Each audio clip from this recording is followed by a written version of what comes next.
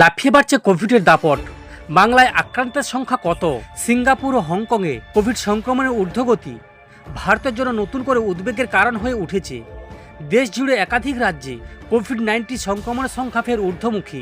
বাংলায়ও বাদ যাচ্ছে না।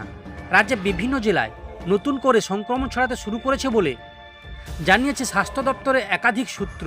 বিশেষজ্ঞদের মতে ওমিক্রনের নতুন এই সাব ভ্যারিয়েন্ট পিরোলা, যাকে বিজ্ঞানসম্মত ভাষায় HN1 নামে চিহ্নিত করা হয়েছে, বর্তমানে সংক্রমণের জন্য মূলত দায়ী। জন হপকিন্স বিশ্ববিদ্যালয়ের তথ্য অনুযায়ী এই ভ্যারিয়েন্টটি ইতিমধ্যে প্রায় 30 বার মিউটেশন ঘটিয়েছে, যার ফলে এটি আগের তুলনায় অনেক বেশি সংক্রামক এবং মানুষের রোগ প্রতিরোধ ক্ষমতাকে সহজে দুর্বল করে দিতে সক্ষম। পিরোলা ভ্যারিয়েন্টের সংক্রমণে দেখা যাচ্ছে ঠান্ডা লাগা, গলা ব্যথা, কাশি এবং শ্বাসকষ্টের মতো সমস্যা।